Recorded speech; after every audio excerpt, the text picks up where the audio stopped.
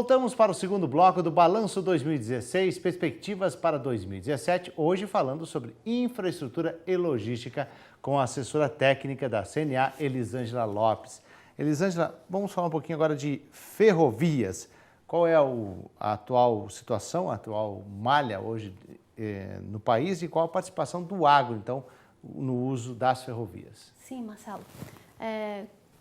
Como a gente pode observar, hoje o Brasil ele tem 29 mil quilômetros de ferrovia e nós utilizamos um terço, isso é mais ou menos 10 mil quilômetros de ferrovia. Sendo que os produtos escoados nessas ferrovias predominantemente são o minério, não é o agronegócio. O agronegócio ele corresponde a cerca de 11% apenas do escoamento nas ferrovias. Isso é uma pena, né? É pouco, né, em relação É muito pouco porque, teoricamente, o modal ferroviário ele costuma ser mais barato do que as rodovias. Bem mais barato. Então, agora, o frete ferroviário toma por base o preço do rodoviário? Por isso que eu disse teoricamente, porque aqui no Brasil tem acontecido de uma forma diferente do comportamento de outros países. Eu trouxe aqui comigo um número que mostra isso. Enquanto o preço do frete rodoviário da tonelada soja, saindo de Rondonópolis, no Mato Grosso, até Santos, o rodoviário ele custa R$ 201 por tonelada, o ferroviário ele está bem próximo disso, R$ 195 por toneladas. E a Agência Nacional de Transportes Terrestres, ela fez um cálculo e disse que não, que o valor deveria ser pelo menos R$ 160 por tonelada, e não essa proximidade como a gente costuma ver de um modal para o outro. Então, é bem diferente, na prática é bem diferente. É um deságio de 3% quando deveria ser pelo menos 20%.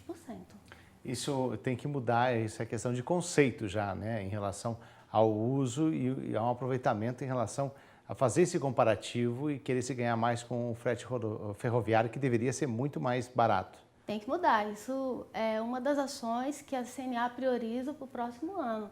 Inserir mecanismos no modal ferroviário que garantam uma competitividade na exploração da malha ferroviária e assim reduz esse preço que hoje é muito próximo ao modal rodoviário. Quer dizer, aí fica inviável, né? Se torna inviável em alguns trechos, né? Fica inviável, fica mais caro quando não deveria ser. Bom, seguimos agora com os portos. Qual é a boa notícia desse setor? A boa notícia, Marcelo, é que com a introdução da Lei dos Portos, a partir de 2013, que foi um pleito da CNA com o objetivo de aumentar a competitividade, de aumentar a oferta portuária, porque antes a gente via filas de caminhões, muita demora no porto, não que isso ainda não aconteça, mas já houve um aumento nessa oferta que eu vou mostrar mais adiante, com o objetivo de melhorar a eficiência dos portos, melhorar os equipamentos que hoje estão nos portos e também eliminar as barreiras para o comércio exterior, para que nossos produtos cheguem num valor competitivo no mercado internacional. Então, a boa notícia é que com a adesão dessa lei dos portos, o que aconteceu foi uma corrida da iniciativa privada para implantar os seus terminais de uso privado. E a gente pode observar aqui, segundo dados da Agência Nacional de Transporte Aquaviário, que de 2013 para cá já foram feitas 57 autorizações. Isso significa um investimento de 13,4 bilhões de reais da iniciativa privada. Nós temos 30 novos projetos em fase de autorização, então são mais 12 bilhões de reais, somando ao todo 25 bilhões que já estão sendo inseridos na economia para aumentar a oferta de terminais portuários no Brasil. E a gente pode observar aqui no mapa, só um detalhe, que esses portos eles foram solicitados na região que mais carece de infraestrutura no Brasil, que é a região acima do Paralelo 16. A gente observa aqui que só na região ali onde se produz no centro-oeste, centro-norte do país, no Mato Grosso e no Pará, as solicitações elas ultrapassam o número de 100 tupis. Então, mostrando que elas realmente estão sendo colocadas onde há maior carência de infraestrutura portuária.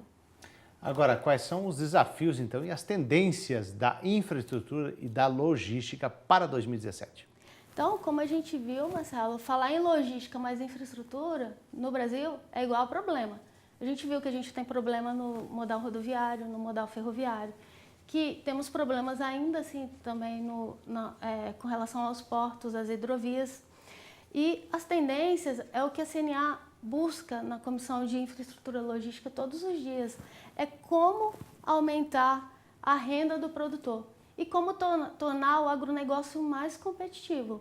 Então, para o ano de 2017, a gente tende a resolver algumas questões que são emergenciais.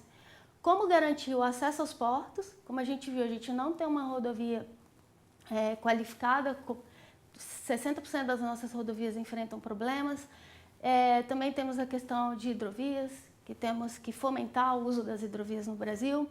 E a oferta portuária também aumentar essa oferta. E além disso, promover a integração entre os modais, porque não adianta a gente ter boas rodovias, boas ferrovias e não ter integração entre eles, e isso pode reduzir o custo em 40%, 50%. Então, os desafios, eles envolvem nada mais do que os investimentos. Aqui está previsto, então, de investimentos, então, para 2017. Esse é a tela agora, né? Sim. O que estão previstos, aqui a gente tem um estudo do governo, PNLT, que mostra quais serão os fluxos em 2025. E aí, quando a gente compara com esses dois mapas ao lado, a gente vê que está faltando muito para nós atingirmos esses fluxos. Quando a gente olha as ferrovias, que é o primeiro mapa, a gente vê que ela está situada basicamente no sudoeste e ali também ali na parte de cima, no norte e no nordeste, que é uma ferrovia cativa que é destinada quase que exclusivamente para o minério. Então, comparando com o mapa que está previsto para 2025, faltam muitos investimentos em infraestrutura, o mesmo para a rodovia. E quais são, então, os desafios em cada modal aí de transporte para 2017? Então, o governo ele lançou um programa que se chama Projeto Crescer, foi denominado assim. Ele lançou no meio do ano, quando houve a transição dos presidentes da República. E esse projeto ele quer garantir mais investimentos em vários modais. Aqui a gente pode ver no mapa que é um projeto mais enxuto para a infraestrutura, são 11 projetos. O governo ele se ateve a isso, a não lançar muitos projetos, mas projetos de qualidade e de interesse à iniciativa privada. E aí a gente vê algumas ferrovias de grande relevância, que eu vou detalhar mais à frente, e também investimentos em terminais de combustíveis no Pará e o terminal no Trigo, no Rio de Janeiro, e algumas rodovias que são estratégicas para o agronegócio, em Minas Gerais e no sul do país.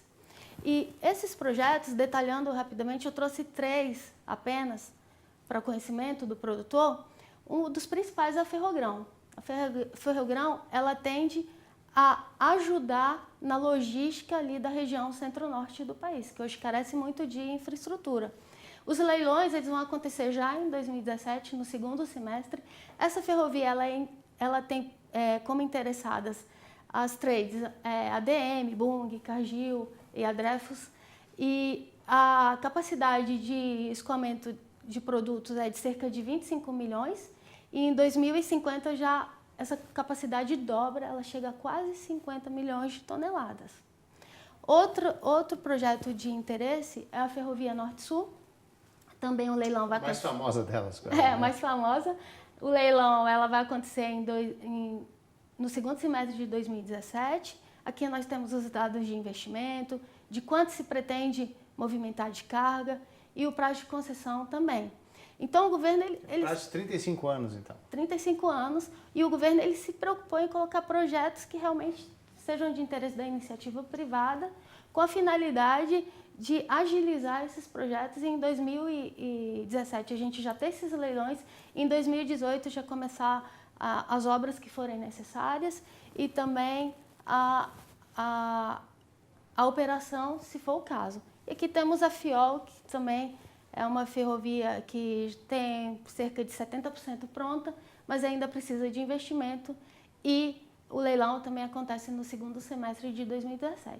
Então, eu trouxe aqui uma pequena amostra de quais são esses projetos para o ano de 2017. E os desafios em cima de cada modal? Os desafios, eu selecionei 2 de cada, senão a gente ficaria aqui falando o dia todo. Com relação ao transporte hidroviário, Marcelo, a gente não pode deixar que aconteça o que aconteceu com a hidrovia do Tietê-Paraná, que se paralisou durante 22 meses, que se deixou de escoar pelo menos 4,5 milhões só de grãos, de soja e milho durante esses 22 meses. E para que isso não ocorra, é necessário algumas intervenções. Nesse sentido, é necessário definir um modelo de operação e de gestão dessas hidrovias, quem vai operar, e também que se garanta um princípio que está em lei que não é cumprido, que é do uso múltiplo das águas. Não é um setor específico que vai utilizar a água em detrimento de outro. Todos têm que utilizar a água, têm os direitos iguais para utilizar a água para o seu fim. Então, você não pode priorizar a energia e deixar o transporte de lado e aqueles prejuízos todos que a gente viu de R$1 bilhão, 2.000 pessoas demitidas por falta de uma gestão adequada das hidrovias. Sim? Agora esse é o próximo modal, né? Com relação ao modal rodoviário, a gente viu que a situação das rodovias não estão boas. Então, mais do que nunca, é necessário que se façam investimentos nas rodovias. E aqui a gente pede ao governo, a atenção do governo, que esses investimentos sejam principalmente nos corredores que são de relevância para os produtos agropecuários. E sempre com menor tarifa, né? Com menor tarifa. Tem que valor mudar, de referência, né? Tem que mudar o modelo, tem que ser de menor tarifa. Antes era maior outorga, quem pagasse mais levava a concessão e aí depois esse valor era revertido para o usuário de transporte e as tarifas ficavam elevadas. Então o modelo ele tem que obedecer a menor tarifa e tem que ser um modelo referencial para o Brasil todo. Você não pode no Sul pagar a mais, no Nordeste pagar a menos, esse valor tem que ser único, esse valor referencial. E com as ferrovias, como a gente viu, não dá mais para balizar o preço do ferroviário junto com o rodoviário, porque na teoria não é assim que funciona, nos outros países não é assim que funciona. Geralmente o modal ferroviário ele é 20%, 30% mais barato do que o rodoviário. E aqui no Brasil, as concessionárias, como elas têm poder, poder dado pelo monopólio, elas simplesmente colocam, como a gente viu, 3% a menos que a rodovia e lucram bastante e a gente acaba onerando os nossos produtos por conta dessa prática. Então é importante que se implantem conceitos que promovam a competitividade dentro da rodovia. E aí nós temos o conceito de transportador ferroviário independente, que são vários transportadores operando naquela malha ferroviária, e o direito de passagem, que também permite que onde há ligações entre ferrovias, que uma operadora, que é a ALL, ela possa utilizar a ferrovia Norte-Sul e cumprir o seu contrato até o final. E reativar as linhas inoperantes e ociosas. A gente viu que dos 29 mil quilômetros, a gente só utiliza 10 mil. Então, pelo menos 19 mil estão paradas por alguma razão. E por último, Marcelo, os desafios do setor portuário, que aí cabe uma reformulação na navegação de cabotagem, que é a navegação entre portos de um mesmo país. Isso retira muitos caminhões das estradas, reduz o custo de transporte. Nós temos 8.500 quilômetros de costa que a gente pode utilizar para esse modal, que é 30%, 40%, 50% mais barato que o rodoviário. E também acelerar as autorizações e os arrendamentos nos portos, que isso significa o quê? Definir qual a área do porto público hoje, ver se dentro dessa área tem alguma área que pode ser arrendada à iniciativa privada, e fora da área, se há alguma área, fora da área do porto, se há alguma área que pode ser autorizada para que a iniciativa privada continue colocando seus terminais de uso privado, como a gente viu que só de 2013 para cá já foram quase 60 TUPs que elas investiram, cerca de 25 bilhões de reais que elas já investiram depois da lei dos portos. Ok, eu agradeço então a participação da assessora técnica da CNA, Elisângela Lopes. Muito obrigado, tenha um bom dia. Eu que agradeço, Marcelo. Obrigada.